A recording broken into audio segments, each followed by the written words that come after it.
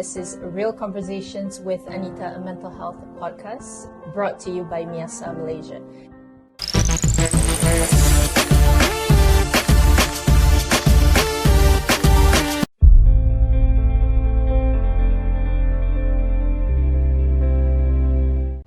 So we're going on to the next question, and I have always wondered, because you seem to have it all together on the outside, why would you start MIASA? It seems like such a headache.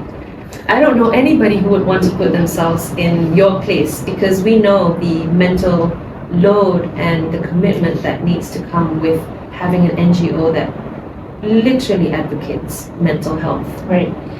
And we spoke about all the things that you had gone through, although not enough, because you're such an onion. I do want to know, why MIASA? What does it mean? Yep. Why MIASA? And you started MIASA when your kids were 5 to 6 years old. Yeah. Why would you do that? I know. They say it takes a crazy person, so maybe I'm it. Yeah. You know, I went through a very difficult time when I was struggling with my mental health challenges 10 years ago, right? 2013. 14. So this year's a decade. Oh yeah. 10 years. Sorry. We're 2024 now. You're right. This is a decade. 2024 decade. And so what happened was I fell into a deep and dark hole, right? And I didn't know how to get out of it. 10 years ago, I didn't know ke mana nak pergi. I didn't know where to go for help, right? Although I went to see a psychiatrist, I went to see spiritual healers, I went for help. But then what, right? Because ultimately what happens is you come home, and then what do? Right? You're confronted again. Right. And then I lost functionality. I couldn't function as a normal human being anymore.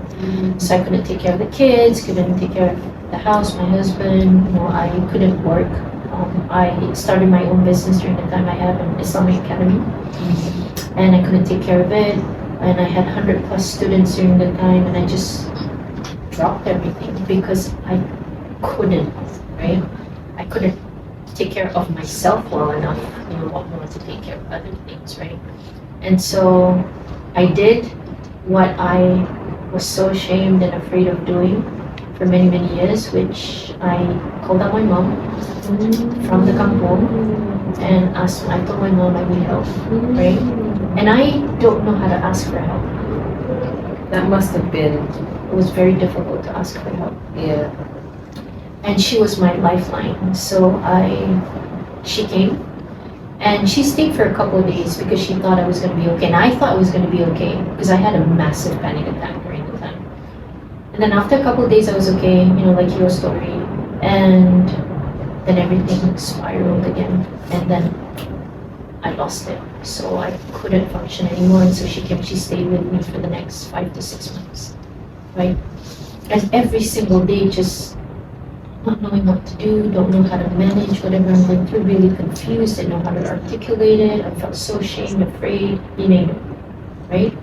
And I felt completely defeated because I couldn't take care of my kids. Imagine my mom had to sit with them doing their homework and going through revision and taking care of the house, preparing food, and I'm just sitting there looking at them helplessly, completely defeated as a mom. Couldn't do anything. And so what happened was, after a couple of weeks in it, that was when I understood why people end their lives, right? Suicide, right? I was shocked that I could feel and relate to something like that during that time, right? Because and the best part of the whole thing is, you don't feel afraid, you feel comfort. No. Because you feel, okay, so through death, the pain will end. Because we're talking about ending the pain. It's not that you want to die, you want to end the pain. You know what I mean? So, or for those of you who don't know, but that's really what happens, is because you want the pain to end. And so what happened was after months and months of going through a very difficult period, not being able to function, this was then how I turned to God, right? it's not to say that I wasn't praying, or I was, but I wasn't relying on God, right? I wasn't relying on God enough. And so I gave 100%, like surrendering myself to Him, because I said, oh God, I don't understand what I'm going through. I don't understand this affliction. Can you please show me a way out from this? Because I know that you've promised, your servants that you're not going to give them more than they can handle. But I feel at this point, I can't handle this. And I don't know how, right? So I went through a lot of rock bottoms during the time. And one day my husband comes home and he says, what you're doing is wrong. He said, you're pushing everyone away when you're supposed to pull everyone closer to you, because I was. And I pushed everyone away because, again, coming back to the conversation of shame, I felt ashamed. I felt afraid. I felt defeated. I wasn't contributing. I felt so much guilt. What do I do? How do I contribute? I'm not contributing. I'm a burden bearer. You know what I mean? Yeah.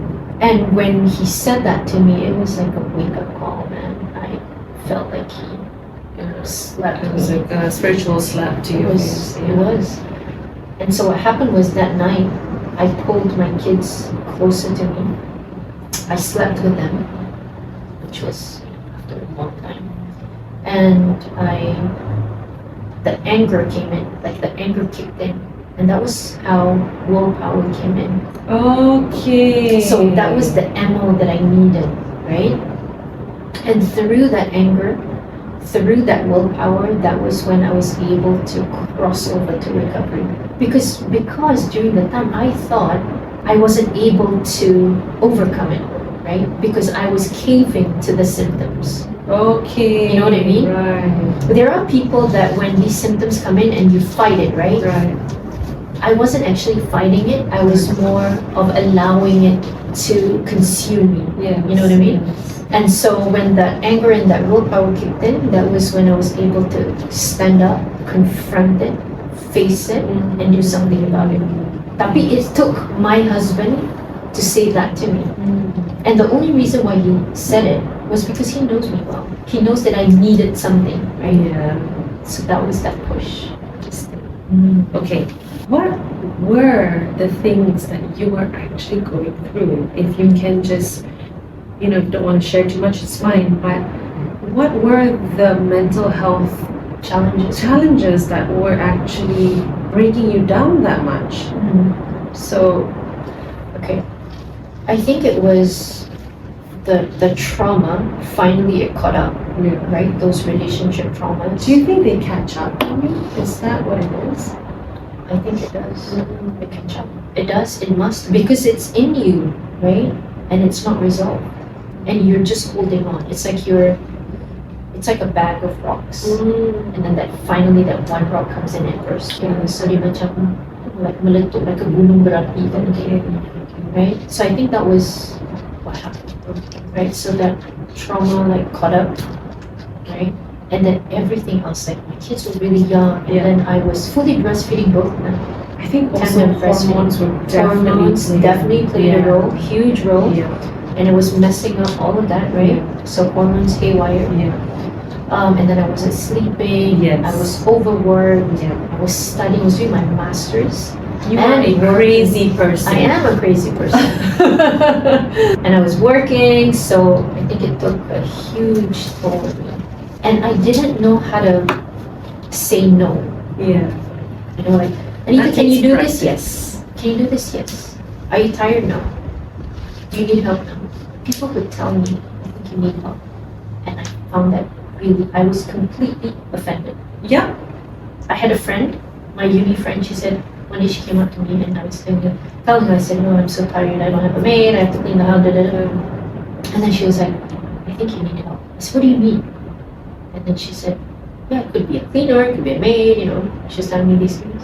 She said, you got to work and then you're paying your kids and then you're studying. She said, you're human. I was so offended. I didn't know what she said. And she was just trying to help and I didn't know it. Because it's like, what do you mean? What do you I mean? need help. Betul. Yeah, because you associate that with weakness. No, I know how to play it out now with myself because I still don't want to I still don't want to admit. So I say, no, it helps with my productivity level. Doesn't. No, I mean, no, giving people, delegating. Oh, okay, You know, yes. like delegating. Definitely. It helps me become more successful. It Betul. feeds me more instead of Betul. telling me, macam, if people say you need help, it's like, no, I don't need help. But if you delegate, it's the words that I tell myself so I don't offend myself. You know what I mean? So it's like I delegate, I get to do more, be more successful, have more time with my kids, And more happy. and more happy. Betul. Yeah, I suppose certain words would make us feel like it's making us look like the weaker Yes. person. So now I love the word delegate because it doesn't mean I need help. Awesome. It makes Okay. me feel like I'm just, being more productive. Right. And it's okay to ask for help. It takes great courage to ask for help. And we should ask for help because we're human beings. We're not meant to live alone. I need behavioral therapy for that. I just need 2 sessions and I'm good. So you were an investment banker, Yes, I was. but you were from IT before that. I was. So you switched into banking, and I then I remember you faced a crossroad. That's why you did your masters, because you felt like you couldn't move forward Correct. in your corporate situation at that point. Mhm. So it's that expectation you had for yourself to switch into a different career Mhm. and to excel and yet become a mom. Yes. Girl, That was a lot. no, I admire that because you want so much for yourself. You have so much aspirations. You have so many. Your dreams were big. I applaud that. I think women need to hear that it's normal to want a lot for yourself. But where do you draw the line? I think that's where you and a lot of other women can teach or share that there's a way to manage and delegate There and is. ask for help, right? Because Mhm. you can, but it's just that asking for help, managing your lifestyle, Cannot do it alone. and also knowing that there's a time for something. It may Yes. not be now, it could be next year, Of course. right? Or 10 years. Or down 10 the road. years.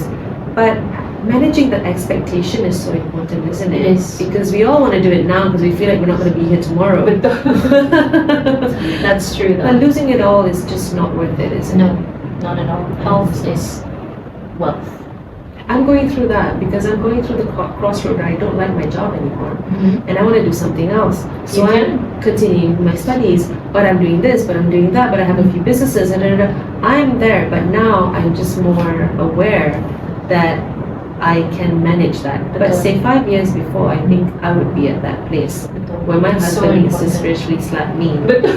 So how then, from all of that, Mhm. and then that was the slap where you were recovering, Yes, right? I was. So you would have time to recover. Wait, don't tell me while you were recovering you started MIASA. In my recovery, yes. I knew it. You definitely are the type that will just not sit still. I don't know how. It's like I want to recover and I want everyone to recover with Yes, of course. We do it together, right? me. So tell me the journey. What sparked you? Was it a dream? Was it while you were driving? What made you feel like this is what I want to do? It was my husband. So we were casually having this chat one night. And then, because I started sharing my story with extended family members, right? To my cousins. Because before that, there was a lot of shame, right? I don't even talk about it with my own siblings, although we're close. Yeah, that was how much shame I was carrying. Shame is very real, Diana, okay? Ooh. Go home, study it. Yeah, thank you. And so my husband told me, he said, I see how you started sharing and I see how people are opening up because I never knew that my other family members were going through mental challenges. And so of course it's really common, right? But I didn't know during that time. And so he said, I see that people feel helped. He said, why don't you go public with your condition? It might help other people. And I just looked at him and I was shocked because I said, don't you think you're not embarrassed and ashamed that people might think your wife's crazy? Because that was the perception that that if you have a mental health condition, then you're crazy, right? And then he said, well, I know you're not crazy, and I think that's enough. Oh. So through that was how I started. I went public with my condition. I started with Instagram. I did a couple quotes. I started with Instagram, story in quotes, just one quote. And I did 6 quotes. What was your first quote? Do you remember? I do. I had a panic attack. That was my first quote. and hundreds of messages came in through that one quote in span of a couple minutes, right? No, I was shocked as well, surprised, I guess. It's together now. Right. And then from there, I was then inspired to just create a platform where people, hopefully, inshallah, didn't have to go through what I went through. Right? Shortcut lah kita panggil. Yes. Right? Yes. Tak payah nak susah-susah. Because people are in the dark. You just want to They give them are. a bit of the Lights. light. Yeah. Betul. Yeah. Just holding that torch, I would say, because nobody was doing it. And so, alhamdulillah, I mean, I never knew that it would be or come to where it is today. I was of course. actually going to ask, No, did no, you no, have a no. plan? No, Oh. no plan. Bulldozed all the way. Okay. So in the beginning was more of bulldozing. I had to because I'm not a clinical psychiatrist, Yeah. psychologist, counselor. I don't come from the field, right? So I majored in IT, and I did Islamic banking and finance in my masters. Nothing to do Nothing. I with- come from the corporate world, right? Yeah. Then I did investments, Yeah. right? So I know how to talk about money and investments. Which then comes to be very helpful now. Exactly. But yeah, and so I came in just because of that intention that I had, bringing only two things: my condition and things that worked for me in my recovery journey. So that was what I brought to the table for change. So I bulldozed.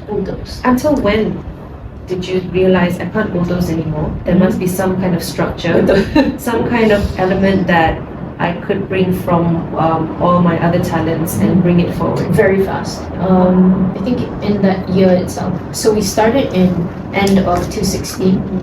So 2017, we started the support group. We were doing programs, and then I realized, okay, I need certain structure here. I can't just bulldoze my way in, and I need to learn things. I can't just come in and because there was a lot of resistance during the time. I mean, you can't go into a conversation like, I feel, betul, it's tak not boleh. your opinion. kan? Betul, it's not so, dia macam nampak tak pandai sangat when you say it in that way. But of course, it's your view. It is your opinion. Yes, You know what I yes, mean? I understand. And But coming everyone's from you can't. betul, and everyone's journey is different. So I think in the beginning when we came in, people were like, "Who's this person? What's MIASA? What are they trying to do?" So people, they didn't really agree. And then eventually, what happened when now it's more structured, now we're going for training, now we know what we're doing, we understand the gaps, we know what is needed, we've spoken to many people, hundreds of thousands of people, Yeah. right? And now we understand the mental health landscape better, and that's where now people agree with us, but they don't necessarily like us. I mean, many people are with us, but there are some people that may find us a threat in that sense. Mental health is still an acquired taste. To some, they don't understand until they go through it. A lot of them will not cross over until they go through it, and it takes time. Yeah, I mean, for me, my intention is, inshallah, is clear, right? The only reason why I do it, I have a choice. I can sit at home. I don't have to do this job or this initiative. I choose to do it because I understand desperation extremely well. I understand how it feels to feel alone, to feel crippled, or because this condition can debilitate you, right? If you don't It can have a take good your life. it So can, exactly. debilitate is just a Very minor Yeah. when you think about it, right? And you've got to have good, effective coping mechanisms, lifestyle needs to be right. You've got to have a good support system. A lot of things need to come in. So the conversation is wide. I think people forget how much of a danger it is if you don't keep it under control, because Betul. not only can you endanger yourself, you can endanger your kids, you can endanger your husband, you can endanger your other family members, whoever that's within your vicinity, who's around you, and you get those triggers, you literally can take your life or other people's, Betul. and it damage.